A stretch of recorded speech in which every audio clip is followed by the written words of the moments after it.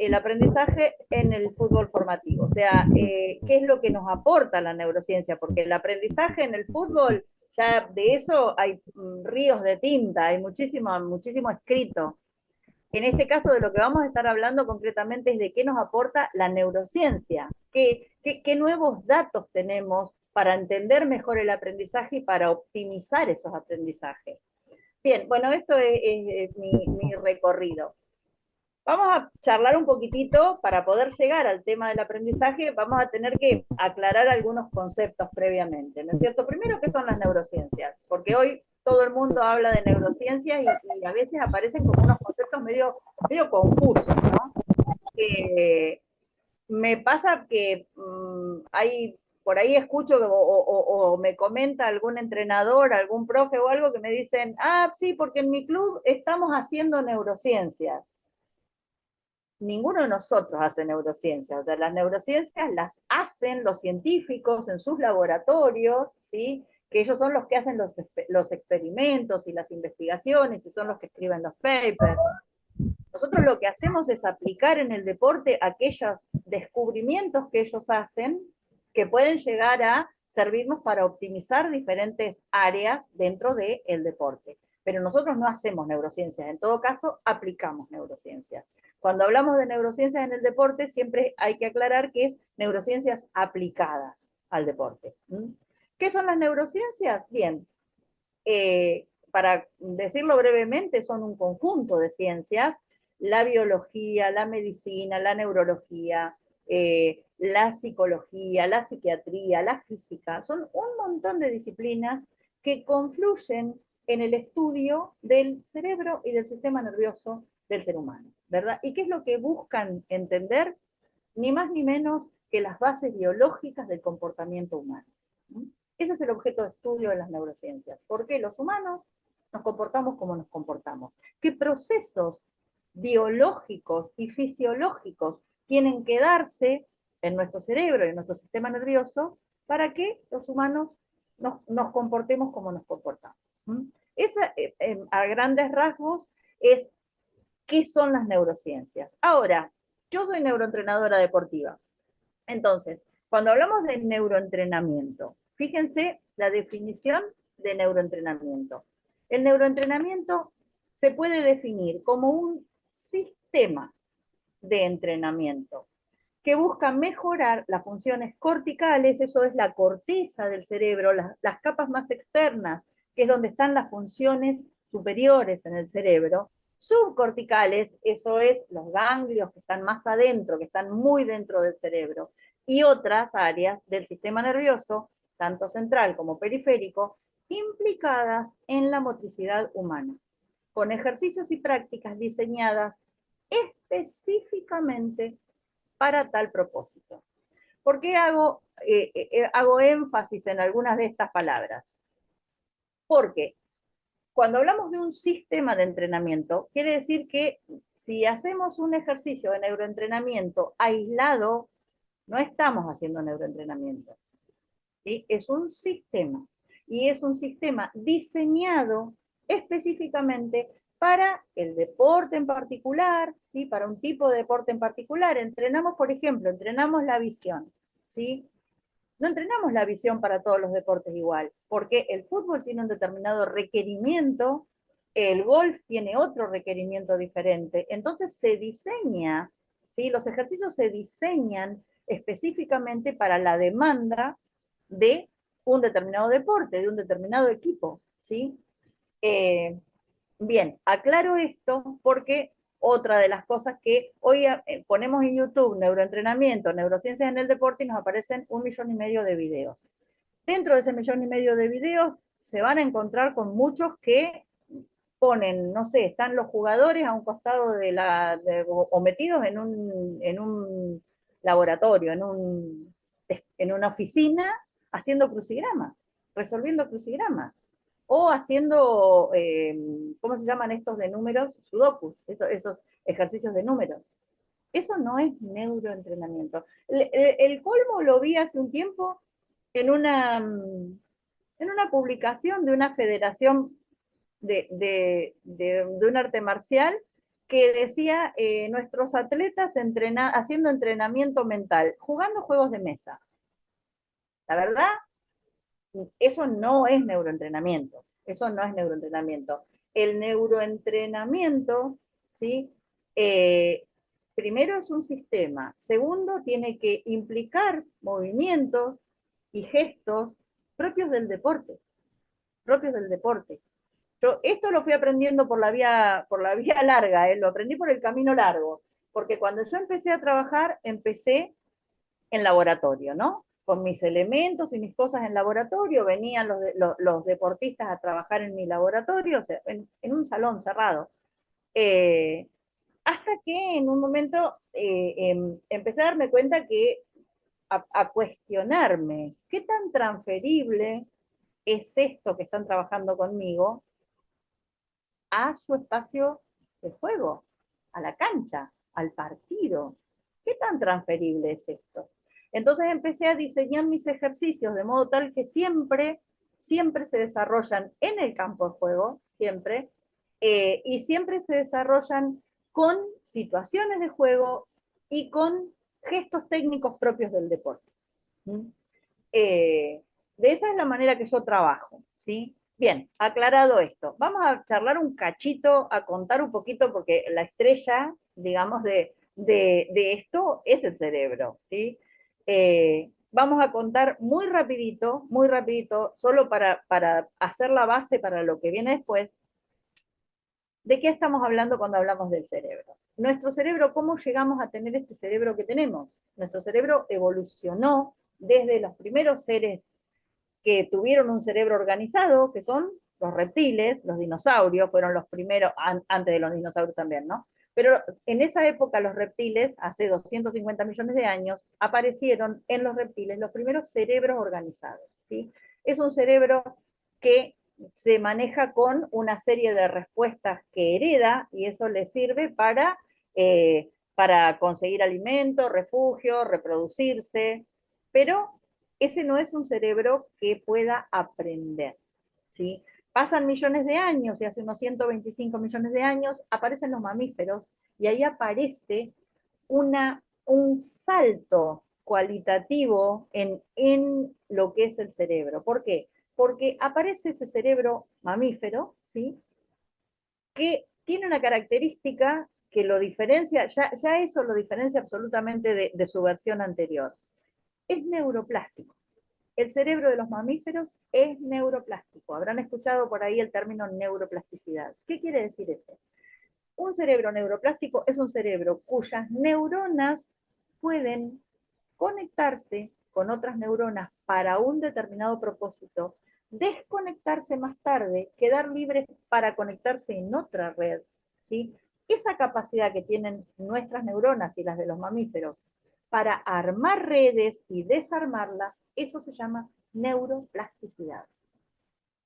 Por eso le podemos enseñar una gracia a nuestro perro, por eso le podemos enseñar a nuestro gato sus necesidades, y por eso no podríamos enseñarle nunca a una víbora, ¿sí? ¿Por qué? Porque el cerebro de la víbora no es neuroplástico. Bien, siguen pasando los años y hace unos 6 u 8 millones de años aparece una nueva capa en el cerebro, que es la neocorteza o neocórtex, o que es la corteza cerebral, es la parte arrugada que vemos del cerebro, ¿sí?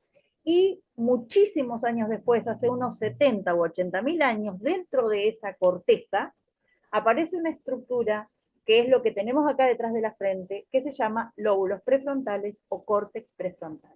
Esa parte es la que nos diferencia del resto de las especies. Ahí es donde somos verdaderamente humanos, donde somos distintos del resto de las especies. Y ahora lo vamos a ver más en detalle. Todas estas capas de nuestro cerebro que se fueron formando a lo largo de millones de años, las tenemos todas, no es que se descartó una y se reemplazó por otra, no. Se fueron como construyendo habitaciones, digamos, arriba, en ese edificio, se le fueron agregando nuevos pisos, nuevas habitaciones, nuevas dependencias, y se fue mejorando hasta llegar al cerebro que tenemos nosotros, pero seguimos teniendo los anteriores. Entonces, Ese cerebro que compartimos con los dinosaurios, o que compartimos con las tortugas, o que compartimos con las lagartijas, ese cerebro, a nosotros humanos, hoy, actual, ¿para qué nos sirve? Bueno, en nosotros, esa parte del cerebro aloja a una estructura que se llama la amígdala cerebral, que es el centro del miedo, ¿sí? Y el miedo es la emoción que nos mantiene vivos. Podemos estar vivos porque podemos sentir miedo. Si no pudiéramos sentir miedo, ya no hubiésemos sobrevivido ni 10 minutos como especie ni como individuos. Nos hubiesen comido los leones, nos hubiesen pisado los mamuts, nos hubiésemos caído por un precipicio. ¿Sí? Si podemos sobrevivir es porque podemos sentir miedo. ¿Sí? El miedo es la respuesta número uno para la supervivencia. Bien, el centro del miedo, que es esas amígdalas cerebrales, tenemos una en cada hemisferio del cerebro, muy adentro, en la parte esa instintiva, lo que se llama el tronco del cerebro, eh, eso es lo que nos permite mantenernos vivos, es lo que me permite que si viene volando un botellazo, yo me pueda correr para que no me golpee la cabeza, o que si voy a cruzar la calle y escucho una frenada, me haga para atrás. Esa es la reacción de mi amígdala cerebral. Bueno, además en nosotros regula la tensión arterial y el ritmo circulatorio, es el que se ocupa de la conservación de la energía, regula la temperatura, regula los ritmos de sueño-vigilia, es el que se ocupa de la defensa del territorio y de las jerarquías, ¿sí? Fíjense si esto lo trasladamos al deporte y si lo trasladamos al fútbol, por ejemplo. Cuando hablamos de, ¿qué tendrá que ver esto? Hablamos de, por ejemplo, la defensa del territorio. ¿Por qué no nos da igual jugar en nuestra cancha que ir a jugar de visitante? ¿Por qué jugamos distinto de local que de visitante? Estamos defendiendo nuestro territorio. ¿Mm? Eh, esto que decía de la jerarquía, ¿qué significa el capitán? ¿O qué significa el líder? Ustedes lideran sus equipos. Bueno, ¿para qué? Los jugadores que componen sus equipos los respeten a ustedes como líderes, los respeten. ¿Con qué los respetan? Con esa parte del cerebro. Esa es la que se activa, ¿sí? Esa es la que se activa para respetar las jerarquías. Yo les decía recién una cosa que parece como que no tuviera nada que ver, que es la conservación de la energía, que se ocupa esta parte del cerebro de dar la alarma cuando baja la glucosa. Ustedes imagínense si será importante tener en cuenta esto. ¿Por qué? Porque si nosotros, por ejemplo, y esto me pasa siempre que se habla de la atención y la concentración, siempre algún entrenador me pregunta, ¿cómo hago para que mis jugadores estén los 90 minutos concentrados? Yo le digo, es imposible. El máximo de concentración absoluta, ¿no? El máximo de concentración que puede tener un adulto bien, que durmió bien, un adulto que se alimentó bien, un adulto que no está bajo estrés, el máximo de concentración que puede tener un adulto son 18 minutos. 18 minutos. ¿Sí? Si estamos hablando de un adolescente que comió bien, que durmió bien y que no tiene problemas, que no está bajo estrés, son 12 minutos. Si hablamos de un niño, mucho menos, de atención plena, ¿sí? ¿Cuánto puede estar concentrado? O sea, es imposible, nadie puede estar concentrado 90 minutos. Además, el cerebro es el órgano que más gasta. El cerebro se lleva el 20% de lo que comemos. El 20% del plato de fideos que comimos antes de entrar a la cancha, el 20% se lo llevó el cerebro, ¿sí? Entonces, si tenemos en cuenta esto, que esa parte del cerebro es la que se ocupa de la conservación de la energía, ¿sí? Se relaciona directamente con la atención, con la concentración, con la fatiga. ¿Sí? ¿Por qué? ¿Qué quiere decir esto? Cuando esta parte del cerebro, este cerebro instintivo, detecta una baja de glucosa, se pone en estado de alerta, se pone en estado de alarma. ¿Sí? ¿Por qué? Porque ese cerebro primitivo se prepara para una hambruna. No sabe que después del partido puedo comer una barrita proteica o puedo ir y comerme un sándwich y repongo la energía. Entonces, ¿qué pasa?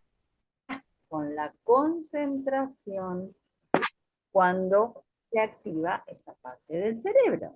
Se va, se pierde.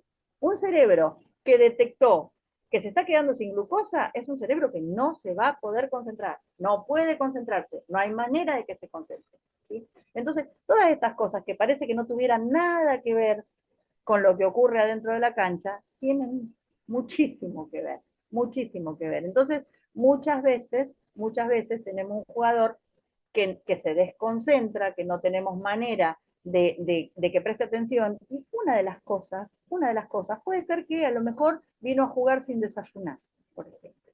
Por ejemplo, a lo mejor vino al partido y no comió nada, tiene la panza vacía. ¿Sí? Bien, seguimos adelante. La parte que decíamos que compartimos con los mamíferos, ¿de qué se ocupa en nosotros? Esperen que voy a correr estos cartelitos que se me ponen adelante y me molestan. Hay, en esa parte del cerebro, es donde se gestan las emociones. Esa parte del cerebro es el asiento y disparador de nuestras emociones. Y tiene otra cosa importantísima. Ahí se origina, ahí hay eso que está en verde se llama núcleo accumbens, es el centro de placer del cerebro. ¿Sí? Y ahí es donde se origina la motivación. La motivación.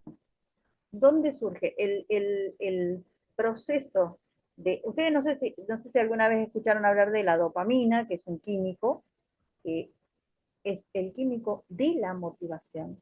¿Sí? Para que podamos motivarnos, para que podamos estar motivados en nuestros cerebros, tiene que haber circulando dopamina. ¿Sí? Y la vía dopaminérgica, digamos, o la vía de las neuronas que producen esa molécula que es la dopamina, se originan en el cerebro instintivo, después van a ese núcleo accumbens y recién después van a mi córtex prefrontal, a mi parte pensante. Esto es la mente, acá atrás está el proceso que llamamos mente, ¿sí? Se produce el proceso que llamamos mente. ¿Sí? Y nosotros cuando intentamos motivar a alguien, lo primero que se nos ocurre es hablarle de los pros y los contras, hablarle y hablarle y hablarle. Y hablar no sirve, o sea, porque fíjense que la motivación se origina en la parte emocional del cerebro, en la parte emocional del cerebro. Si queremos motivar a nuestros jugadores, tenemos que encontrar la manera de llegarle a sus fibras emocionales, si no, no lo vamos a poder motivar. Y en realidad lo ideal es ayudarlo a que él encuentre cuál es su motivación, ¿sí? Para que sea automotivación o motivación intrínseca. Bien, ahí radican los aprendizajes, la memoria, ni más ni menos, vamos a estar hablando de aprendizaje, aprendizaje y memoria son dos caras de una misma moneda. Bien, ahora, en ese córtex prefrontal que nombraba, esa parte que compartimos con los, que digo, perdón, no compartimos, que solo de los humanos, que ahí es donde se produce ese proceso que llamamos mente. La mente no es una estructura, la mente es un proceso del cerebro. ¿Qué podemos hacer ahí? Razonar, pensar, evaluar pros y contras, pensar a futuro, planificar, prever las consecuencias. Bueno, todo esto, la adaptación al cambio, controlar nuestros impulsos emocionales, poder elegir, la toma de decisión voluntaria está acá, voluntaria, claro, porque tenemos dos tipos de toma de decisión. La toma de decisión voluntaria depende de este córtex prefrontal, la automotivación, eh, la gestión emocional, el manejo de la frustración, todo eso y este montón de cosas ocurren en esta parte del cerebro, este pedacito que está acá, detrás de los ojos, detrás de la frente. Ahora, esta parte del cerebro, como es la última que se formó en la evolución, es la que más gasta. Es la parte del cerebro que más gasta. Y cuando ese cerebro dinosaurio detecta una baja de eh, cuando en casa queremos ahorrar electricidad, ¿qué hacemos? Apagamos todas las luces de los lugares que no estamos usando, ¿no es cierto? Nos dejamos solamente encendidas las luces más importantes. Esto es lo mismo. Cuando el cerebro detecta una baja de glucosa, apaga, ¿sí?, las luces de todo lo que no es imprescindible. Y para nuestro cerebro, que lo único que le importa es la supervivencia, no es algo imprescindible. Le parece lo menos importante. ¿Sí? ¿Por qué? Porque lo que le parece importante es que reaccionemos para mantenernos vivos, no que pensemos. Entonces, ¿qué quiero decir con esto? Cuando el cerebro, vuelvo a lo mismo de hoy, cuando el cerebro instintivo detecta una baja de glucosa, ¿qué pasa con la concentración? La atención voluntaria que está acá desaparece. Bien, ¿hasta acá alguna pregunta? Si hay alguna pregunta con la profesora, yo sí tengo una. Sí, sí, pero Profe, fíjate que qué importante desde que va la introducción, ¿no? En el sentido, vamos a llevar esto a la realidad del fútbol.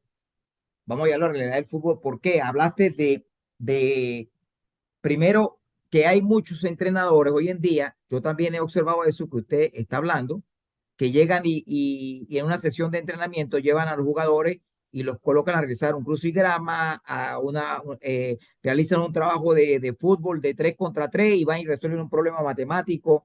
Y yo muchas veces le he dicho no, que eso no es neurociencia, que eso es otra, bueno, usted ahorita lo va a aclarar un poco más, ¿no? Lo va a aclarar sí, más. Y lo otro es que en el fútbol, sobre todo en el jugador de fútbol, nosotros, a mí que me toca trabajar mucho con fútbol profesional, uno trata de que el jugador tenga, trabajar los niveles de concentración, que es lo que te digo, porque uno entiende que hay como un nivel de fatiga también, después de que un trabajo tiene mucho tiempo largo de actividad, y no solamente una fatiga física, sino también una fatiga mental. No olvidamos esa fatiga que es fundamental. Entonces, sí, sobre todo con los niños, los que trabajan aquí con los niños, que esos trabajos que son repetitivos, muy largos, que no son dinámicos, que no son emocionalmente atractivos para el niño, pues a la larga le fastidia y se aburre porque también eso tiene que ver con la mente. No sé si me aclara usted eso para que los exacto. que estén aquí no sigan copiando. Exacto, exacto. Esto de la concentración, de la atención o la concentración, cuando me plantean esto, bueno, yo lo trabajo de esa manera, que me plantean cómo hago para que esté en los 90 minutos concentrados, imposible. Primero, tenemos dos sistemas atencionales, ¿sí? Tenemos dos sistemas atencionales. Uno es el sistema atencional voluntario, que es el que ustedes están utilizando en este momento para entender lo que yo estoy hablando. ¿Sí? Ese es voluntario y ese depende del córtex prefrontal. Ocurre en esta parte del cerebro. Ese es el que más cuesta sostener. ¿Por qué? Porque compite ese sistema atencional con otro sistema atencional que tenemos, que es el sistema de alerta, que está como en el subsuelo. Si ustedes me están prestando atención a mí en este momento y están súper concentrados con lo que yo estoy diciendo. Pero en este momento se abre de golpe la puerta del lugar donde ustedes están, su atención va a ir inmediatamente ahí. ¿Por qué?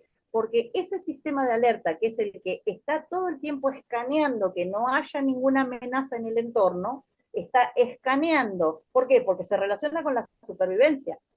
Se relaciona con la supervivencia. Entonces, lo primero respecto a la concentración es que tenemos que asumir que la concentración se nos va a ir siempre.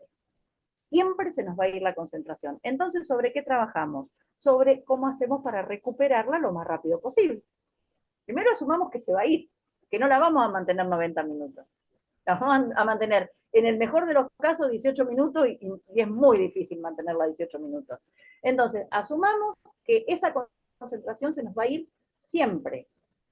Trabajemos sobre ¿cómo lo hacemos? Yo trabajo con ejercicios del foco atencional variable, ¿sí? En que el jugador se entrene en aprender a variar ese foco de atención. Se fue, vuelvo, se fue, vuelvo, se fue, vuelvo, Claro. ¿sí? Se nos va a ir siempre. Asumamos que se nos va a ir siempre. Ahora, otra cosa, respecto a la fatiga que usted mencionaba, profe, recién, hay un dato que yo siempre le digo a los deportistas con los que trabajo. Por esto mismo de que es tan importante para ese cerebro instintivo, para ese cerebro primitivo, es tan importante mantener el nivel de glucosa estable. ¿Por qué? Porque esa parte del cerebro interpreta que si baja la glucosa voy a tener que caminar 40 kilómetros, ir a cazar un mamut, si tengo suerte, volver, a lo mejor me muero en el intento, porque se quedó en las cavernas, porque ese cerebro funciona como un cerebro primitivo. claro, Entonces, es tan importante esto de mantener los niveles de glucosa que cuando hemos consumido el 50% de los recursos energéticos que tenemos, esa alarma de nuestro cerebro instintivo se dispara, ¿sí? Es decir, que nos sentimos fatigados, nos sentimos cansados cuando hemos consumido el 50% de la reserva que tenemos. claro, Eso quiere decir que todavía nos queda un 50% más, solo que nuestro cerebro no quiere que lo gastemos. claro. Buenísimo, profe, porque con esto nosotros nos sirve de sustento cuando estemos en un entrenamiento de decir, mira, aquí ya hay una fatiga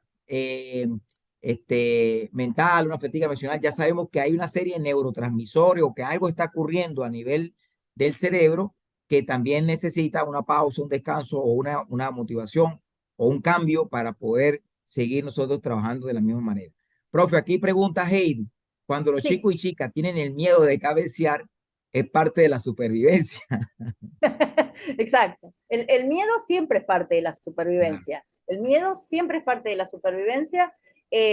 Nuestro cerebro no quiere salir de su zona de seguridad, ¿sí? Aprender algo nuevo, exponerme a algo nuevo, mi cerebro no quiere hacerlo. Y no es que no quiere porque sea haragán, no ya, quiere porque aprender, lo vamos a ver ahora, implica generar nuevas conexiones neuronales y eso gasta mucha energía. claro. Y nuestro cerebro no quiere gastar energía porque no sabe cuándo la va a reponer. ¿Sí? Exacto. Aquí hay otra pregunta, dice de Sí. José Pulido. Profe, según su experiencia, ¿qué sería bueno para el niño? ¿Dejarlo que juegue y se divierta o que se mantenga concentrado durante el partido? A ver, ¿cómo que juego que se divierta? O que Siempre o que se mantenga concentrado durante el partido. Pero no va a yo, poder, no va a poder claro, mantenerse concentrado durante el partido. No va a poder. Sí podemos plantearle determinadas cosas como, bueno, ya el hecho en general, en reglas generales, ¿no? Nuestra atención consciente va a donde va la vista, en claro, reglas generales, ¿no? En términos generales. O sea que si la vista va a la pelota, o si la vista va al rival, o si la vista, claro. ahí es donde va a ir la atención. Claro. Ahí es donde va a ir Profe, la atención. para colaborarle con esto. Yo hice un máster en periodización táctica, que Uh es una -huh. metodología de planificación de entrenamiento, bueno, y ellos hablan de que la recuperación post partido del día, por ejemplo, se juega el domingo, y la recuperación para el día lunes, que sea, o sea, que no, que los que jugaron no vayan al entrenamiento, pero hablaban más no de la fatiga física, sino hablaban de No la mental. fatiga mental. Eso lo viene viendo Víctor Frey hace 30 años, pues decía que era más fatigante la fatiga mental por los niveles de concentración, por el alto nivel de estrés, que la fatiga física. Exacto, exacto. Lo que pasa es que cuando hablamos, profe, de la fatiga mental, la cantidad de glucosa que podemos tener disponible es una sola. ¿Sí? El 20% se lo lleva el cerebro, queda el 80% para repartirse entre todo el cuerpo. Entonces, cuando hablamos de fatiga, ya sea mental o física, de lo que estamos hablando es de un uso de los recursos. Sea, Claro, claro, claro. compite el cerebro con el resto de los órganos por ese recurso. Bien, Bien, entonces vamos a avanzar un cachito. ok, Si bien tenemos el córtex prefrontal o lóbulos prefrontales, que es lo más evolucionado en ingeniería cerebral, el motor de nuestros comportamientos, el motor de nuestro cerebro, sigue siendo ese cerebro instintivo y ese cerebro emocional. ¿Sí? ¿Por qué? Porque nuestro cerebro funciona con dos grandes botones, que es un botón contra supervivencia y un botón pro supervivencia. Botón contra supervivencia, sí, podemos decir que sería el miedo, ¿sí? Nos va a provocar, nos va sí, a provocar conductas de alejamiento, como lo del cabezazo que comentaba recién el profe, ¿sí? Y el botón pro supervivencia, que sería la parte de placer del cerebro, nos va a provocar conductas. Pero en sí, la única cosa que a nuestro cerebro le importa es que mantenernos vivos para que nosotros podamos heredar nuestros genes y así mantener la supervivencia de la especie. ¿Sí? Es mantener la supervivencia del individuo para mantener la supervivencia de la especie. En eso somos igual que un perro, igual que un hipopótamo, igual, ¿sí? Igual. ¿Qué le importa al cerebro? Mantenernos vivos, ¿sí? La supervivencia. Bien, ahora, hablamos de cerebro, cerebro, cerebro, y me ha tocado por ahí escuchar entrenadores que me dicen, estamos entrenando un cerebro. Y en realidad no. En realidad, tanto hablamos del cerebro y tanto lo hemos ensalzado al cerebro, y tanto lo hemos puesto en un pedestal al cerebro, que nos olvidamos que ese cerebro puede existir porque tiene un cuerpo que le provee de información. O sea, el cerebro en sí, si no tiene un cuerpo que lo alimente de información, el cerebro no sirve para nada, es una masa de células, nada más. ¿Sí? Necesita sí o sí de un cuerpo que le provea información. Si no, no sirve. Y a su vez ese cerebro produce una mente. Entonces, cuando entrenamos, lo que entrenamos es esta tríada. Entrenamos un cerebro que está unido y depende de un cuerpo, un cerebro que produce una mente, y estas tres cosas, estas tres dimensiones, están en constante diálogo y se modifican la una a la otra todo el tiempo. Lo que ocurre en el cuerpo me modifica lo que pasa en mi cerebro, lo que ocurre en la mente modifica lo que pasa en mi cuerpo, y así todo el tiempo. Es un diálogo, digamos, de doble vía en las tres direcciones, todo el tiempo. Y lo vamos a complejizar un poco más. Esta tríada, a su vez, está influenciada y se modifica por el sistema o el contexto, el entorno. El entorno modifica lo que pasa en mi cerebro, lo que pasa en mi cuerpo y lo que pasa en mi mente. Y a la vez yo, con mi cerebro, mi cuerpo y mi mente, modifico al entorno. Esto está clarísimo cuando vemos jugadores que en un determinado club rinden un montón, los compra otro club y desaparecen. Desaparecen. O al revés, jugadores que no los conoce nadie, han jugado siempre en determinado club y fueron del montón, y de pronto los compra otro club y brillan. Bueno, esa es una prueba concreta de que el entorno nos modifica. ¿Sí? Lo que puede ocurrir en nuestro cerebro, nuestra mente y nuestro cuerpo está determinado por el contexto, por el entorno. Bien, y dentro de lo que es el entorno de un jugador, están ustedes entrenadores, está la familia, están los compañeros, está la institución, todo eso es el entorno de un jugador. Bien, seguimos. ¿Qué es lo que entrenamos? Y lo paso rapidito, así vamos al aprendizaje, porque si no, no nos va a quedar tiempo.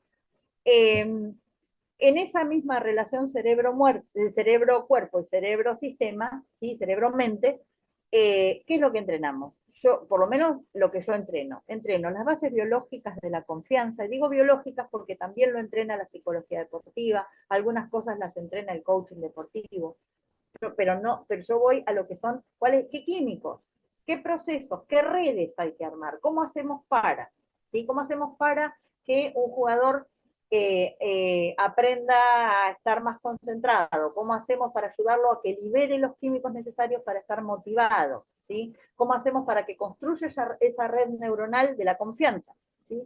Siempre desde la biología, ¿sí? Desde el funcionamiento biológico. La motivación, la atención, el autodiálogo, la gestión del estrés, la regulación de los impulsos emocionales, la visualización mental y visualización motora. Yo trabajo los dos tipos de visualización. La visualización motora es sumamente interesante, nos sirve, es un tipo de visualización específico que sirve para corregir gestos técnicos, para aprender gestos técnicos, para recuperarse más rápido de una lesión. Yo suelo trabajar con deportistas que a la par que están yendo al kinesiólogo, trabajan visualización motora conmigo. Y el neuroaprendizaje. Ahora, después, respecto a esa relación cerebro-cuerpo, ¿qué es lo que entreno? Mejora del tiempo de respuesta, mejora de la inteligencia espacial, aumento de la velocidad de procesamiento sensorial o perceptual, ¿sí? No, no solo es necesario que el cerebro perciba, o mejor dicho, que sienta un impulso, por ejemplo, visual que viene, sino que además pueda procesarlo rápidamente para poder responder rápidamente. Bueno, el entrenamiento visomotor, entrenamiento propioceptivo, el entrenamiento vestibular, el equilibrio, el entrenamiento decisional, la detección y potenciación de la lateralidad. ¿Sí? Tenemos un hemisferio dominante, tenemos un ojo dominante, tenemos una preferencia de giro, tenemos una pierna dominante y una pierna de apoyo, tenemos una mano dominante y una mano que se le dice inhábil. El tema del ojo dominante es sumamente importante. Yo siempre pongo el ejemplo de Messi. Messi juega por la banda derecha, porque Messi es zurdo, ¿sí? Pero además de que Messi es zurdo, el ojo dominante de Messi es el izquierdo. Entonces, todo lo que le quede de este lado de su campo visual, él lo va a procesar mucho más rápido. ¿Sí? Porque el cerebro elige un ojo. Y ese ojo procesa más rápido. Son milisegundos de diferencia, pero son milisegundos que cuentan. Bien, seguimos. Trabajo con esta fórmula, ¿sí? Que no es mía, es de Timothy Galway, un entrenador de tenis de los años 70, ¿sí? Que dice que el rendimiento deportivo es igual al potencial menos las interferencias. ¿Qué quiere decir eso? Que si yo quiero, bueno, esto lo paso, bueno, ¿qué son qué tipo de interferencias? En este caso, técnicas, ¿sí? Pueden ser técnicas, no domina todavía un objeto técnico, no lo trabajo yo. Pueden ser tácticas, todavía no es capaz de leer el juego, no lo trabajo yo. Pueden ser físicas, se está recuperando de una lesión, le falta entrenamiento, eso es del profe. Pueden ser médicas, tiene alguna enfermedad, se está pasando una enfermedad. Pueden ser psicológicas, está con problemas en su familia, en su casa. O pueden ser mentales, cerebrales. No desarrolló todavía la velocidad de procesamiento sensorial, tiene miedo, está bajo mucho estrés, hay una planificación inadecuada, ¿sí? Todo es de esas interferencias, sí, esas sí las trabajo yo. Entonces, si queremos elevar el rendimiento, necesitamos reducir las interferencias. Vamos ahora, esto lo paso rápido, después si queda tiempo vuelvo, pero quiero llegar a la parte del aprendizaje. Aprendizaje en el deporte. Cuando hablamos de aprendizaje, a ver, todo lo que somos capaces de hacer, de pensar, de sentir, a veces no nos damos cuenta, pero absolutamente todo son neuronas que se conectan. Todo. Lo que pensamos son neuronas que se conectan. Lo que recordamos son neuronas que se conectan. Un movimiento que hacemos, pateamos el balón, son neuronas que se conectan, porque hubo que planificar el movimiento, mandar la orden a través de la columna vertebral, esa neurona motora que llevó la orden, tuvo que llegar al músculo y recién ahí reclutar las fibras, ¿sí?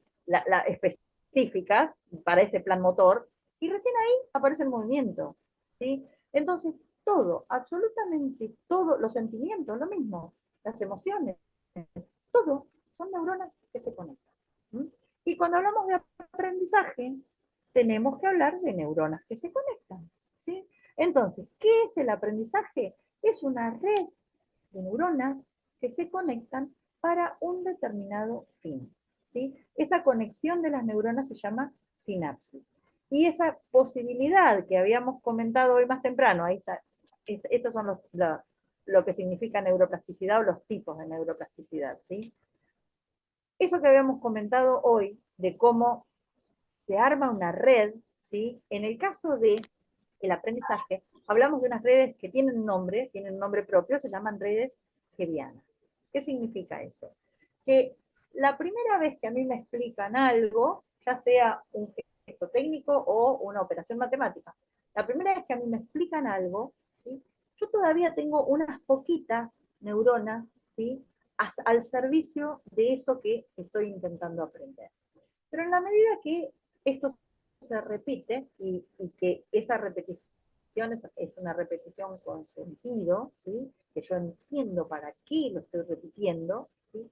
Empiezan a conectarse más neuronas. ¿Sí? Es como que esas neuronas del principio empiezan a convocar, ¿sí? A esta asamblea de neuronas, empiezan a convocar a otras neuronas y a su vez esas convocan a otras, cada neurona se puede conectar con otras 10.000, ¿sí? Y a su vez esas empiezan a conectarse con otras, ¿sí? Y ahí ya es, en este punto del aprendizaje, yo ya soy hábil con esto que estoy aprendiendo, ¿sí? Ya este aprendizaje ya puede ir a parar a los bancos de memoria, ¿sí? Ya puede ir a guardarse a los bancos de memoria en forma de automatismo. Una vez que esa información se guardó en los bancos de memoria, ya no necesitamos toda esta red enorme que gasta una barbaridad de energía, ya no precisamos semejante red armada. Entonces, ¿qué es lo que hace nuestro cerebro? Empieza a desconectar neuronas. Y esas neuronas que se desconectaron quedan disponibles para ir a formar otra red para otro nuevo aprendizaje. Eso es la neuroplasticidad o la plasticidad cerebral. Entonces, una vez que lo practiqué, lo practiqué, lo practiqué, lo practiqué, lo practiqué, o sea, repetición. Una vez que hubo la cantidad necesaria de repetición, eso permitió que se armara y se creciera y se engrosara esa red y que esas neuronas que componían esa red se fueran uniendo cada vez más estrechamente, con más cantidad de conexiones entre ellas. Una vez que eso ocurrió y esa información fue a parar a los bancos de memoria, esa red se desarma. Y quedan unas poquitas neuronas ahí al servicio de, una vez que yo quiero recordar cómo se hacía eso, van y buscan la información y me la traen. ¿Mm? Bien, eso gasta enormes cantidades de energía.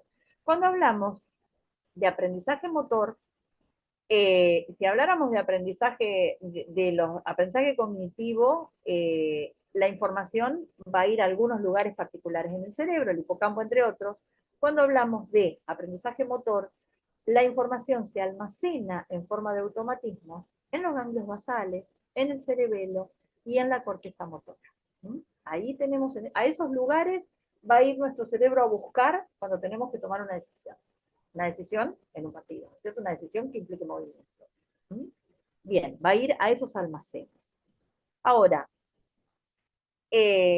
pareciera, cuando uno lo plantea de esa manera, pareciera que no se me ocurrió otra analogía que una bolsa de piedras. Pareciera como que cada movimiento o gesto que aprendimos se guardó en estos ganglios basales y en estos centros donde se almacena el aprendizaje motor como si fuesen cosas estancas, ¿no es cierto? Como si fuesen piedritas en este caso. Como que es una bolsa que la voy llenando de piedras. Cada piedra sería un automatismo. Da la impresión cuando uno lo cuenta de que es así como funciona. Pues no.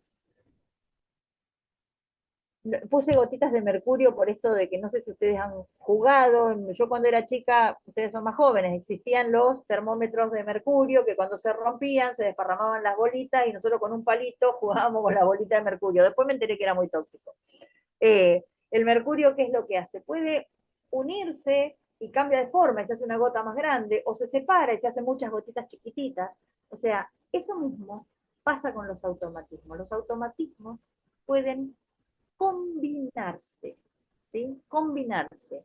Un hábito motor es un conjunto flexible de automatismos que funciona según la demanda del contexto, ¿sí?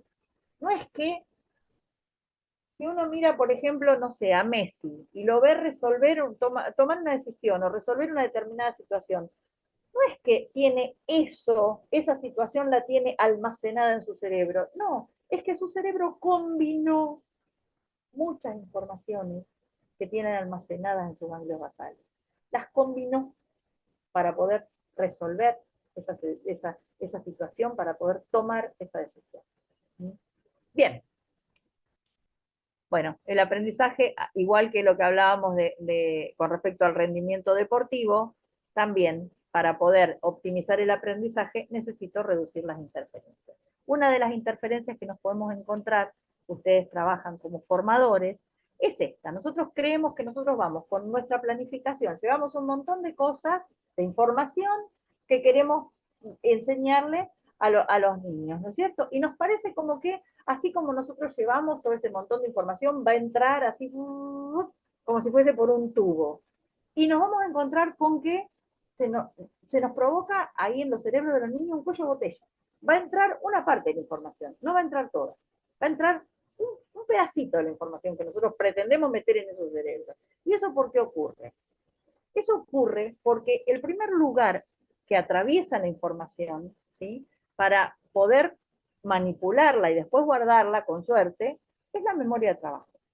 La memoria de trabajo está en nuestro córtex prefrontal, es la primera estación de almacenamiento de información, es la memoria a corto plazo, o memoria operativa también se llama. Reorganiza y combina la información, pero el dato está en que esa memoria de trabajo puede sostener online para trabajar en el momento y con suerte después ir a almacenar solamente 4 datos cada 20 minutos.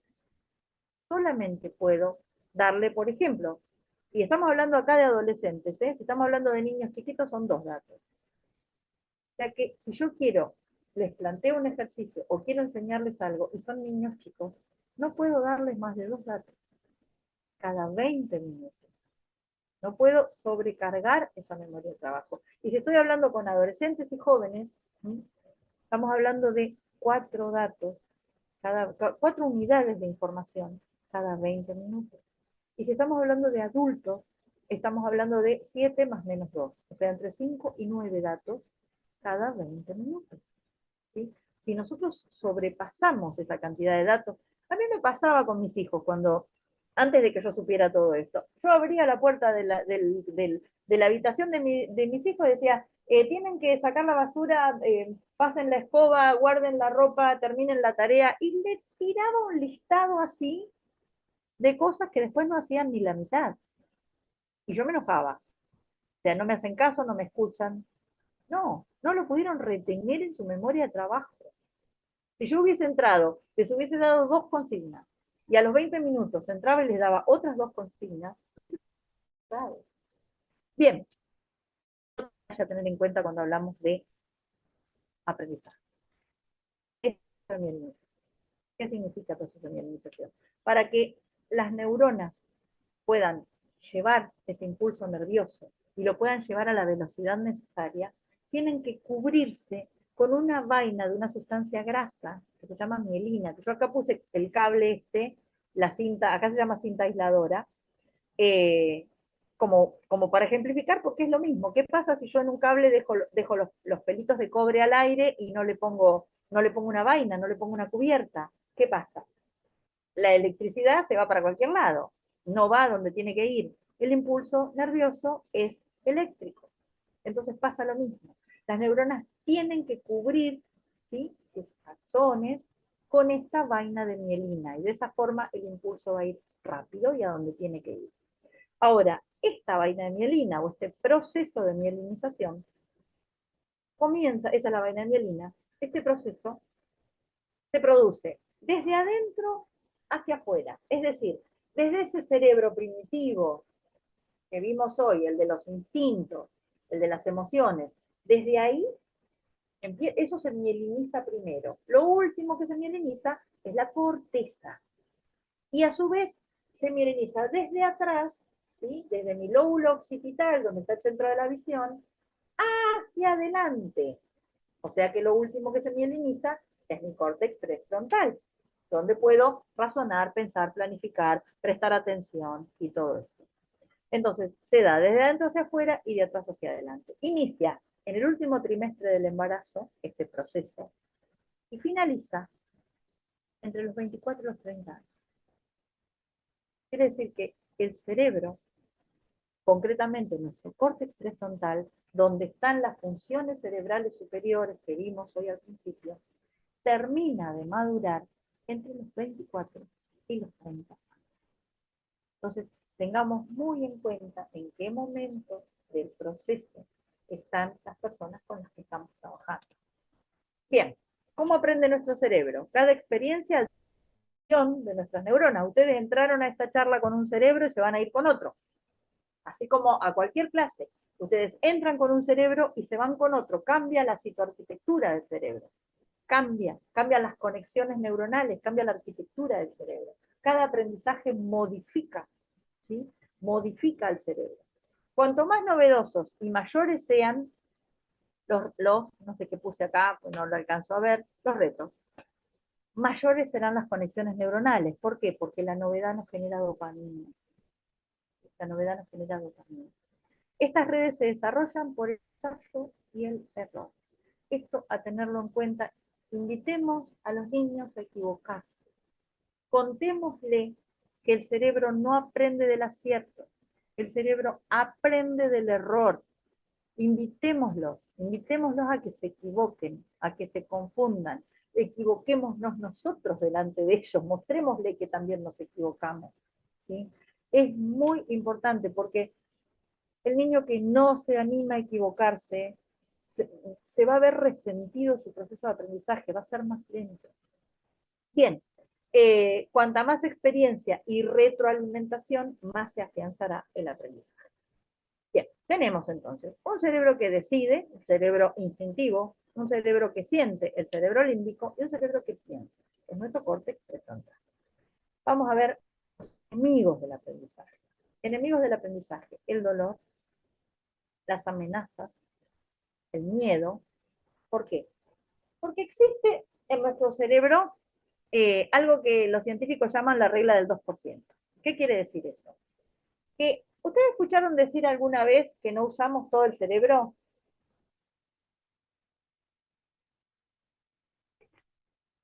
¿Alguna vez escucharon que usamos el 5%, el 10%? ¿Escucharon eso? Sí, profe, sí. Es más, hasta hay una película con Scarlett Johansson, de Lucy se llama, que por un experimento, no es por un experimento, por una droga, ella llega a usar el 100% del cerebro. Bueno, eso es un mito. En realidad usamos el 100% del cerebro. Ustedes imagínense que la evolución no nos hubiese puesto algo tan caro, tan costoso en términos de energía, de uso de recursos, para que no lo usemos. Usamos el 100% del cerebro. Ahora, precisamente como es tan gastador, como es tan poco económico, lo que no podemos es usarlo todo a la vez. ¿Cuántas neuronas podemos tener encendidas a la vez de los 86 mil millones de neuronas que tenemos? ¿Cuántas podemos encender a la vez? El 2%. Podemos encender solo el 2%. ¿Qué quiere decir eso? Que si yo estoy tratando de enseñarle algo a mis jugadores, a los niños, y estos niños, por alguna razón, su cerebro, no importa cuál, porque cada cerebro es distinto, pero su cerebro interpretan que puede haber alguna amenaza, se enciende esa parte que hoy dijimos de la amígdala cerebral. El 2% disponible va a estar en la amígdala cerebral. ¿Cuánto queda para el córtex prefrontal, que es lo que necesito para que aprenda? Nada, nada. Entonces, si hay amenaza, no importa que no sea real la amenaza, porque amenaza puede ser, el entrenador es muy grandote y habla muy fuerte, el entrenador grita. Amenaza puede ser, tengo miedo de pasar vergüenza. Amenaza puede ser, mi papá me está mirando atrás del alambre y después me va a retar cuando suba al auto. Amenaza puede ser, mis compañeros se me ríen porque no me salen las cosas. Amenaza puede ser un montón de cosas. Bueno, si el cerebro de esos niños está detectando una amenaza, no importa que no sea real, basta que lo interprete como una amenaza, no hay posibilidad de aprendizaje. Se anula la posibilidad de aprendizaje. Cuando hay miedo, no hay aprendizaje. Bien, vamos a, si hay aburrimiento, si hay desmotivación, que desmotivación es falta de dopamina, aburrimiento y desmotivación es falta de dopamina, se anula la posibilidad de aprendizaje. No hay dopamina suficiente para que puedan prestar atención. Se anula la posibilidad de aprendizaje. ¿De quién es la responsabilidad de que los niños presten atención o que los alumnos, en este momento, que ustedes puedan prestarme atención a mí? ¿De quién es la responsabilidad? Mía. Para que ustedes me puedan prestar atención, yo tengo que haber generado en los cerebros de ustedes la dopamina necesaria. ¿Sí? Si ustedes ahora se están recontraburriendo, es porque yo no pude generar en su cerebro la dopamina suficiente como para que puedan prestar atención. ¿Sí? Bien, entonces, enemigos del aprendizaje, los nombramos recién algunos, la confusión. ¿Cuándo ocurre la confusión? Lo primero que le pasa a los chicos cuando están aprendiendo algo nuevo, no me sale, no me sale. ¿Por qué ocurre la confusión? Y esto, anótenselo y cuéntenselo a los niños con los que trabajan, porque le van a evitar un montón de estrés a los chicos con esto, con esta información. ¿Cuándo se produce la confusión? Cuando las neuronas que están formando esa red Hebbiana que hablamos son poquitas. Cuando recién se empieza a armar esa red Hebbiana, son muy poquitas las neuronas que están trabajando ahí. Por eso, esa confusión. ¿Sí? Cuéntenselo a los chicos. No te sale porque tu cerebro está construyendo la red para que lo aprendas. Les van a ahorrar un montón de estrés. Bien, el aburrimiento, lo dijimos recién, falta de dopamina. Si falta dopamina, no pueden prestar atención. Si no pueden prestar atención, no hay aprendizaje. La ansiedad, eso es exceso de dopamina. Ahí hay que ayudarlo a que baje. Y el miedo, el mayor enemigo del aprendizaje. Bueno, hasta acá, porque ya me pasé de la hora, profe. Bien, profe, bien, bien. Muy ¿Quiere que bien. dejo de compartir así nos vemos? Sí, como quiera. Así por si hay preguntas. Claro, A ver, claro, claro. ahí está. No, profe, Ahí de está. verdad felicitarla, excelente, excelente. Un aprendizaje más de las cosas. Yo digo que esas son las cosas secretas que no están, que no están que no están en el manual que a uno como entrenador le dan. Y qué Exacto. importa, y qué importante conocerlas.